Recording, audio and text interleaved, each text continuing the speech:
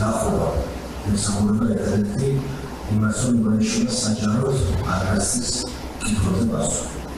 სხვა მიზეზი რეალური მიზეზი ამას დახურვის არ შეცდომას იქნება. მე ძალიან ვთხოვთ, რომ მოგვიყვება გადასული.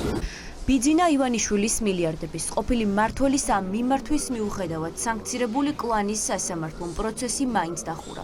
ივანიშვილის დაკითხვის არც ერთი ნაწილი მედიისთვის ღია არ ყოფილა. ოლიგარქი დაკითხვაზე არ მივიდა, მიზეზი მისი ხანდაზმულობაა. ბიძინა ივანიშვილი დღეს დისტანციურად ვიდეოთვალის საშუალებით ყვებოდა, რომ მისი ქონების ყოფილმა მმართველმა დიდი ფული მოპარა.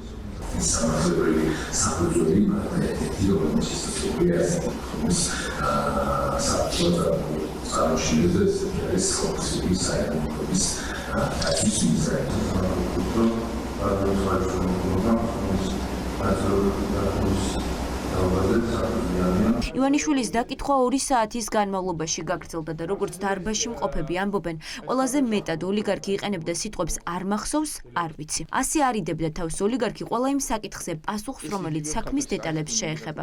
პირდაპირ კითხვების პირისპირ ივანიშვილს მაინც მოუწია იმის აღიარება, რომ მასსა და გიორგი ბაჩიაშვილს შორის არ დადებულა არანაირი იურიდიული ძალის მქონე დოკუმენტი, რაც გიორგი ბაჩიაშვილს ვალდებულს გახდიდა ქართულ ბანკიდან გამოტანილი სესხით გაკეთებული ბიზნესიდან წილი ივანიშვილისთვის მიეცა. არც ერთ კითხვაზე, რაც შეეხებოდა დოკუმენტს, რაც შეეხებოდა დეტალურად ფაქტობრივ გარემოებას, ის არიდებდა პასუხს თავს. მან ზოგადად თქვა, რომ მე ვიყავი ინვესტორი და აბა ბაჩიაშვილს ხوار მივცემი, ხوار ვასესხებდიო ფულსო. თვითონვე თქვა, რომ არ არსებობს მისი ინფორმაციით, მისი ხელმოწერილი ან მისი დავალებით ხელმოწერილი დოკუმენტი, რომელიც რამენაირად ადასტურებდა ინვესტიციას. კონკრეტული კითხვები, რაც გამომდინარეობდა ამ საქმეში არსებული მტკიცებულებებიდან, ანუ სისხლის სამართლის საქმის მასალებიდან, როდესაც უსვამდით კითხვებს უმეტეს მათგანზე, ბატონ ივანიშვილს ჰქონდა პასუხი, რომ ეს დეტალები მას არ ახსოვს. თუ კი არ ახსოვდა კონკრეტული დეტალები, შესაბამისად იმ დეტალების მიღმა არსებულ მოვლენებზე კითხვების დასმა იყო გონივრულ ასლს მოკლებული.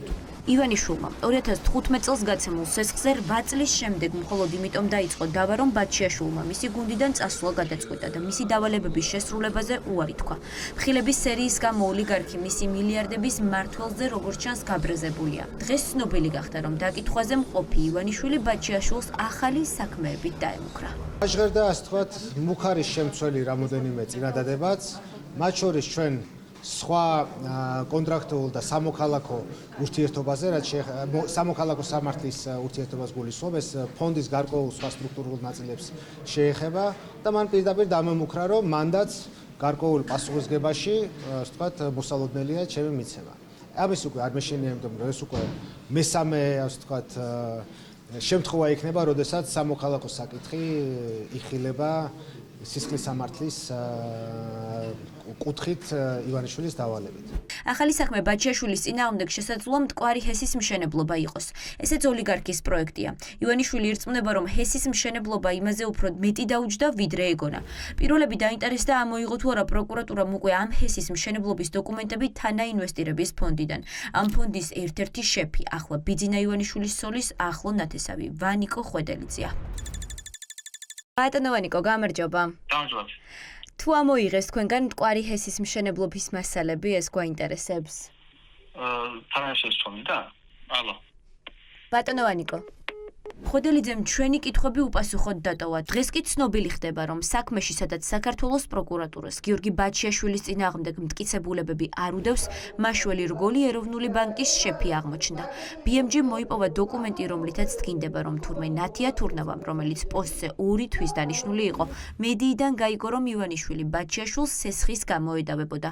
შემოწმებაზე შევიდა ქართულ ბანკში და ივანიშვილის ბანკი დააჯარიმა 200,000 ლარით, რადგან თურმე იპოვა დოკუმენტი, რომ სესხი რეგისტრირებული არ ჰქონდათ. ახლა ეს არის ოლიგარქის ხელმოსაჭედი იმის დასადასტურებლად, რომ ფული, რომელიც ბაჩიაშვილს ასესხა რეალურად სესხი კი არა, მის მიერ კრიპტო ბიზნესში ჩადებული ინვესტიცია იყო.